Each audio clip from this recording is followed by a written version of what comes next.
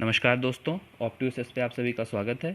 आज के इस वीडियो में हम CUET में पार्ट ए में पूछे जाने वाले क्वेश्चंस के बारे में डिस्कस करने वाले हैं। उससे रिलेटेड ट्रिक्स जानेंगे और जानेंगे कि कैसे अगर आपको क्वेश्चंस नहीं भी समझ में आ रहा है तो आप कैसे क्वेश्चंस को बहुत तेज़ी से हैंडल कर सकते हैं। तो सबसे पहले जो लोग भी चैनल पर नए हों, चैनल को सब्सक्राइब ज़रूर कर लें। अगर आपको कोई भी क्वेश्चन नहीं समझ में आए तो उसे आप ज़रूर कमेंट सेक्शन में पूछिएगा, हम आपकी हेल्प के लिए तत्पर हैं।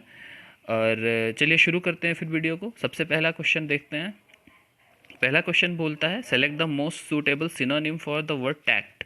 तो आप सभी लोग जानते हैं टैक्ट का क्या मतलब होता है, किसी चीज़ को ऑर्डर्ड वे में हैंडल करना जिससे सामने वाले को बुरा भी ना लगे, और ये कहलाती है डिप्लोमेसी। अब जिसको टैक्ट का मतलब नहीं पता है वो क्वेश्चन कैसे सॉल्व करेगा, ये आप देखिए। आपको फाइंड करना है सिनोनिम।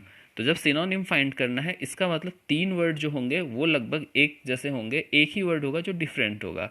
तो अगर यहाँ पर आप देख रहे हैं कनिंग और रूडनेस, ये दोनों वर्ड सेम टाइप के वर्ड आपको दिख रहे हैं, कनिंग और रूडनेस, तो आप ये कह सकते हैं कि ये मल्टीपल आंसर नहीं है, इसलिए ए और डी तो नहीं होएगा। बचा डिप्लोमेसी एंड इंटेलिजेंस। तो टैक्ट जो होता है, अब यहाँ पर थोड़ा सा आपको कॉमन सेंस यूज़ करना होगा कि इन दोनों में बेटर ऑप्शन अगर आपको नहीं पता है तो आपको बेटर ऑप्शन डिप्लोमेसी लगाना होगा। अगर अदरवाइज़ अगर आपको पता है तो आप सीधे डिप्लोमेसी पर क्लिक कर सकते हैं। तो इस तरह से ये क्वेश्चन हो गया। सेकंड क्वेश्चन देखते हैं। Choose the pair which exhibit the same relationship as sun and sunlight. तो सन क्या करता है, सनलाइट प्रोड्यूस करता है, ये चीज़ ध्यान रखिएगा। इससे हम इस क्वेश्चन को सॉल्व करेंगे। तो पहला ऑप्शन देखते हैं। मून से मून लाइट कभी प्रोड्यूस नहीं होती, मून के पास अपनी लाइट नहीं होती है, वो सन की लाइट से लाइट देता है। बी हाइव हनी प्रोड्यूस नहीं करती है, बी हाइव के अंदर जो आपकी बीज होती हैं वो हनी प्रोड्यूस करती हैं, तो ये भी ऑप्शन आपका गलत हो गया। टैप वाटर नहीं प्रोड्यूस करता है, वाटर कहीं से आता है, टैप के थ्रू निकलता है, तो इसलिए ये भी ऑप्शन गलत हो गया। और लास्ट ऑप्शन आपका बचा फ्लावर। फ्लावर जो है वो फ्रेग्रेंस प्रोड्यूस करता है, ये बिल्कुल सही, यानी डी ऑप्शन आपका बिल्कुल सही है। आगे चलते हैं थर्ड क्वेश्चन की ओर। तो थर्ड क्वेश्चन कह रहा है कि आपको एक वर्ड यहाँ पर लगाना है जिससे ये सेंटेंस करेक्ट फॉर्म में बन जाए। तो सेंटेंस है it is very misleading to imagine that computers can.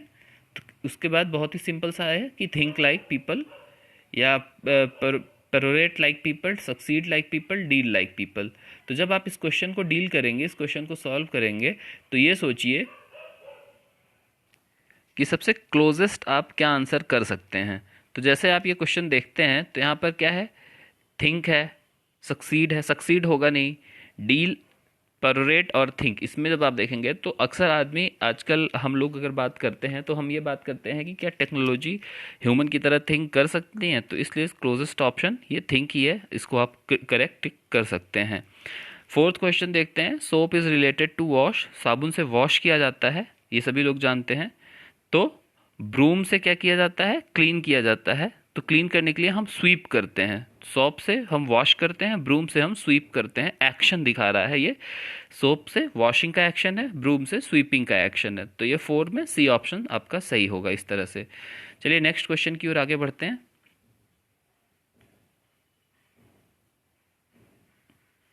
अब यहाँ पर फिफ्थ क्वेश्चन है आपके सामने। तो फिफ्थ क्वेश्चन में आपको कहा गया है opposite meaning of catalyst find करना। जो लोग केमिस्ट्री बैकग्राउंड से थोड़ा बहुत भी केमिस्ट्री पढ़े हैं उन्हें ये पता होगा कैटलिस्ट का मतलब, अगर इंग्लिश के थ्रू भी जाएं, कैटलिस्ट का मतलब ये होता है जो किसी भी चीज़ को किसी भी चीज़ के होने की गति को बढ़ा दे, वो कैटलिस्ट होता है। तो ऑप्शन ए आपके सामने है प्रमोटर, ऑप्शन बी है असैसिन, सी है डिस्ट्रॉयर, डी है डिटेरेंट। तो देखिए अब यहाँ पर एग्जैक्ट मीनिंग तो आपको अगर क्लोजली इंग्लिश में पता होगा तभी आप इसे कर सकते हैं, क्योंकि यहाँ पर जैसे आप देखते हैं तो आप सबसे पहले प्रमोटर को कट कर देंगे, क्योंकि प्रमोटर मतलब प्रमोट करना, जो कि कैटलिस्ट का काम है। तो ये सिनोनिम हो गया, अपोजिट नहीं हुआ। अब डिस्ट्रॉयर और असैसिन दोनों एक ही काइंड के वर्ड हैं, दोनों का मतलब होता है किसी चीज़ को ख़त्म करना, तो इसलिए ये मल्टीपल चॉइस नहीं है, तो ये दोनों भी आप हटा सकते हैं। आपके सामने एक ही वर्ड बचता है डिटेरेंट। डिटेरेंट का मतलब होता है स्लो डाउन करना, तो स्लो डाउन, और कैटलिस्ट का मतलब होता है फास्ट करना, तो डिटेरेंट ही इसका आपका अपोजिट मिल जाता है, एंटोनिम मिल जाता है।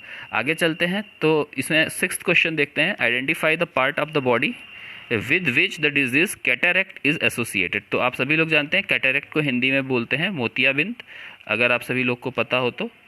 तो मोतियाबिंद किस में होता है? अगर आप लोग बहुत सारे ऐड वैड देखे होंगे तो ये आँखों में होता है, आइज़ में। तो कैटेरेक्ट आइज़ की एक डिजीज़ है। अब एक अगला आपका 7th क्वेश्चन है जिसमें मीनिंग ऑफ फॉरेन एक्सप्रेशन पर से। ये पर से जो है पर नहीं बोला जाता, पर से बोला जाता है। ये लैटिन वर्ड है, तो लैटिन वर्ड है और लैटिन वर्ड में इसका मतलब होता है बाई इटसेल्फ। तो ये थोड़ा सा out of the box question है क्योंकि लैटिन वर्ड बहुत सारे लोगों को पता नहीं होते हैं। चलिए नेक्स्ट क्वेश्चन पर आगे बढ़ते हैं। क्वेश्चन कहता है कि मीनिंग बताना है अंडरलाइन वर्ड की। अंडरलाइन वर्ड है कास्टिगेटेड। तो जब आप ये क्वेश्चन पढ़ेंगे, the women castigated herself for being unduly worried and angry.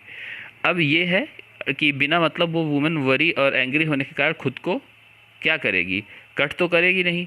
Child मतलब होता है डांटना, चिल्लाना, फटकारना। अप्रिशिएट करेगी नहीं, चाइड नहीं करेगी। Criticise is the most correct word for castigated. Castigated के क्लोजली आपका क्रिटिसाइज होता है, तो ये क्रिटिसाइज ही सही वर्ड है।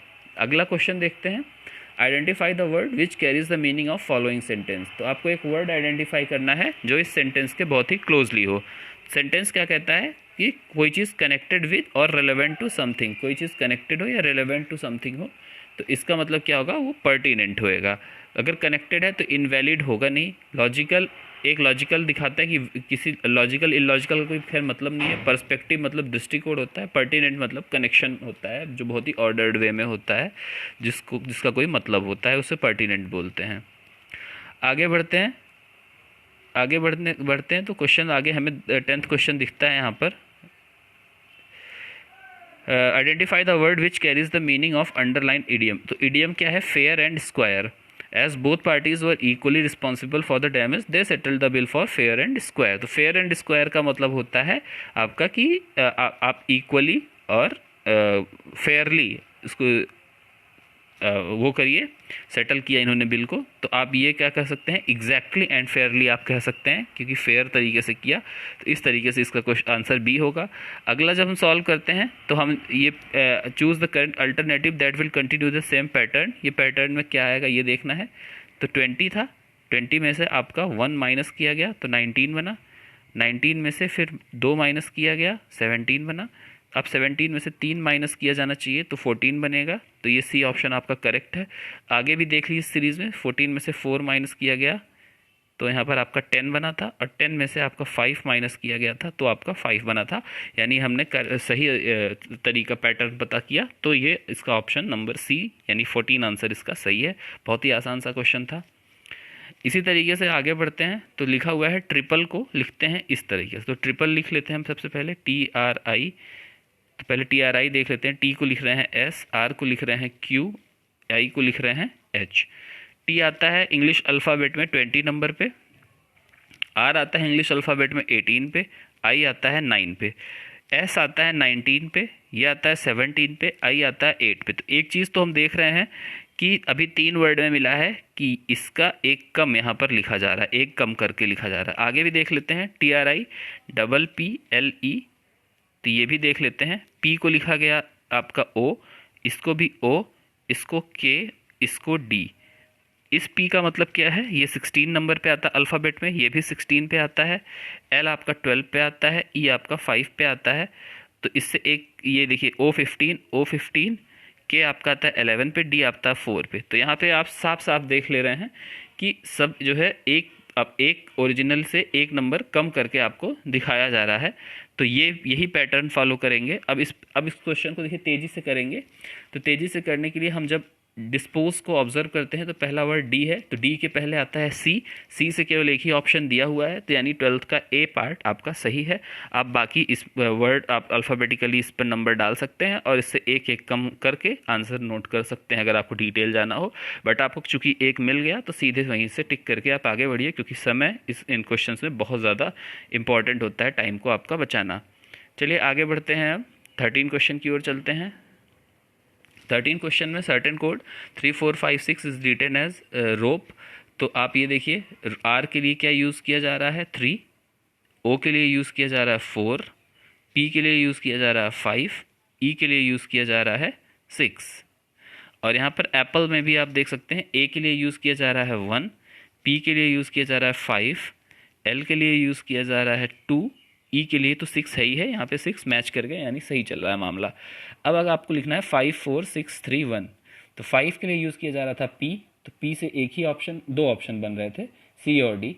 तो अभी हम थोड़ा सा वेट करते हैं। 4 यूज़ किया जा रहा था ओ के लिए, तो आपको सी ऑप्शन सीधे सीधे दिख गया, तो ये सी ऑप्शन आपका करेक्ट है। और 6 था आपका ई के लिए, तो ई भी मैच कर गया। 1 था आपका ए के लिए, तो ए भी मैच कर गया। और 3 था आपका आर के लिए, तो 3 भी आर मैच कर गया। तो यानी 13 का सी ऑप्शन करेक्ट है। आगे देखते हैं ऐसे क्वेश्चंस जो अभी सॉल्व किए जाने हैं। इसमें सबसे पहले लास्ट लाइन पढ़नी चाहिए कि क्वेश्चन डिमांड क्या कर रहा है। तो क्वेश्चन बोल रहा है which of the following would a person here. तो पर्सन किससे हियर करेगा? पर्सन हियर करेगा ईयर से, अपने कान से हियर करेगा। और कान को क्या बोलते हैं? नोज़ बोलते हैं। बस यहीं रुक जाइए, कान को नोज़ बोलते हैं। तो ऑप्शन नंबर सी करेक्ट हो गया। 14 का सी ऑप्शन करेक्ट हो गया। ये इस तरह से आप बहुत तेज़ी से कर सकते हैं।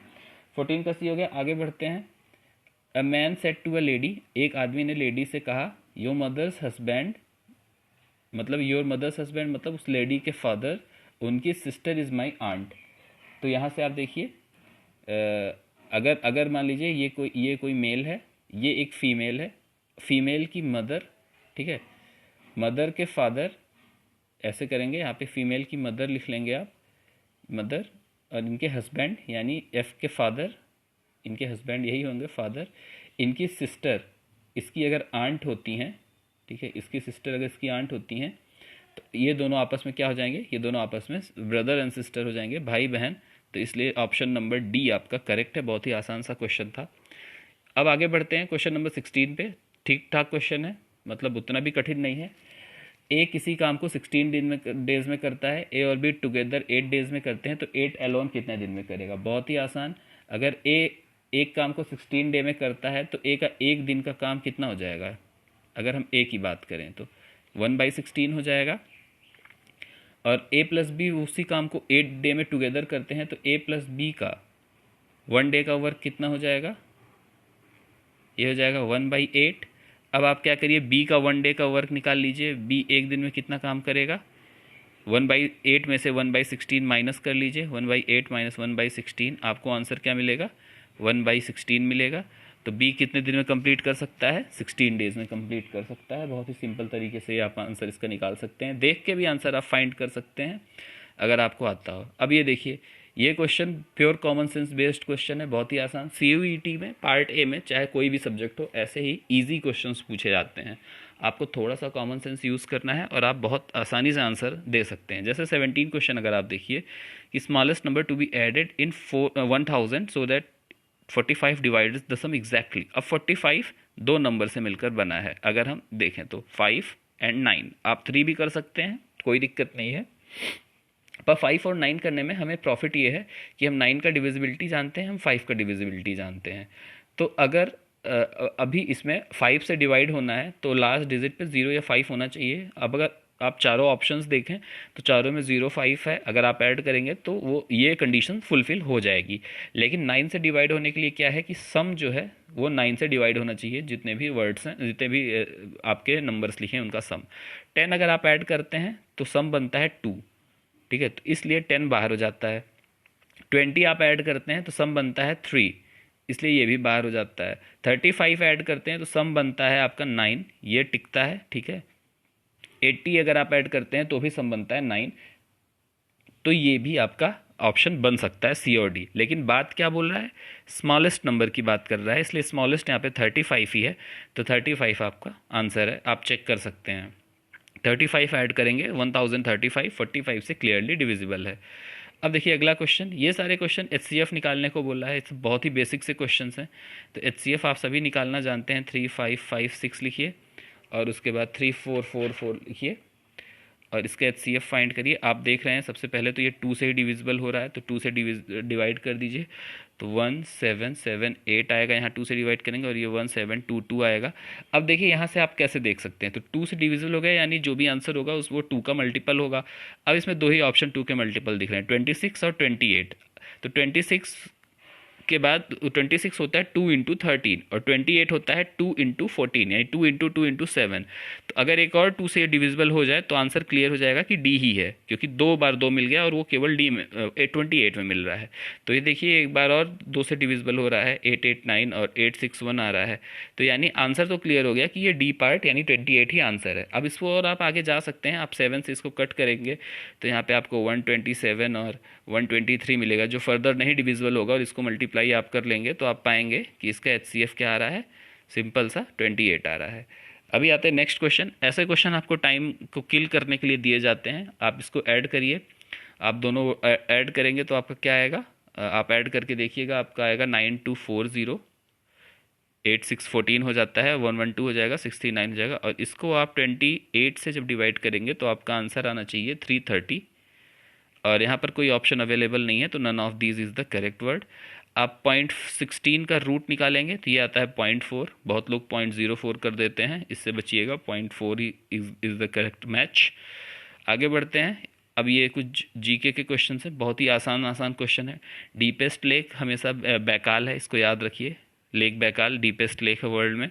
वर्ल्ड वाइड वेव ये टिम बर्नर-ली ने बनाया था, ये याद रखिएगा। उसके बाद statue of unity dedicated to which Indian freedom struggle, ये वल्लभ भाई पटेल से रिलेटेड है, साबरमती वहाँ पे सूरत के पास में बनी हुई है, तो ये आप याद रख सकते हैं। मोदी जी ने इसका इनॉग्रेशन किया था। सियाचिन ग्लेशियर किस माउंटेन रेंज पर है, सबको पता है, पूर्वांचल हो नहीं सकता, सतपुड़ा हो नहीं सकता, Himalaya is the correct option. उसके बाद यहाँ पर आगे बढ़ते हैं। माफ़ कीजिएगा, यहाँ पे एक छोटी सी गलती मैंने कर दी। ये सियाचिन ग्लेशियर की बात कर रहा है, तो ये ईस्ट कराकोरम रेंज में है, जो कि हिमालय का ही एक तरह से आप कह सकते हैं हिमालयन माउंटेन का पार्ट है। तो अगर एग्जैक्ट क्वेश्चन जाए, अगर एग्जैक्ट जाए तो ईस्टर्न कराकोरम बोलेंगे, जो कि हिमालयन रेंज का ही एक पार्ट है। अगर ये नहीं दिया होता तो आप हिमालयन रेंज करते, तो इसको सही कर लीजिएगा। इसमें ज़्यादा एक्यूरेट आंसर ईस्ट कराकोरम ही होगा। और अगर लास्ट क्वेश्चन इसका देखें तो which mountain is called great escarpment of India, तो ग्रेट स्कार्पमेंट बोलते हैं वेस्टर्न घाट को। तो इस तरह से आपके ये 25 क्वेश्चंस जो कि किसी भी CUET के पेपर में पूछे जा सकते हैं, पार्ट में किसी भी CUET के एग्ज़ाम में पार्ट ए में ये पूछे जा सकते हैं, हम लोगों ने देखा। और हम लोगों ने देखा कि कैसे कितने इजी क्वेश्चंस आते हैं, बहुत ज़्यादा टफ नहीं होते हैं। इंग्लिश थोड़ी क्वालिटी वाइज अच्छी होती है, बाकी क्वेश्चंस तो आपके नॉर्मल ही होते हैं। तो इस तरीके से हमने इसे सॉल्व किया, इसको देख के इसको सॉल्व किया, अच्छे से देखा, सारी चीज़ों को समझा और ट्रिक्स हो जाना। आपको वीडियो पसंद आई होगी, ये मेरी उम्मीद है। अगर आपको किसी भी क्वेश्चन में कोई प्रॉब्लम महसूस हो रही हो या कोई भी क्वेरी हो तो कमेंट सेक्शन में ज़रूर लिखिएगा, और हमारे सपोर्ट के लिए चैनल को सब्सक्राइब ज़रूर करिएगा, वीडियो को लाइक करिएगा। धन्यवाद।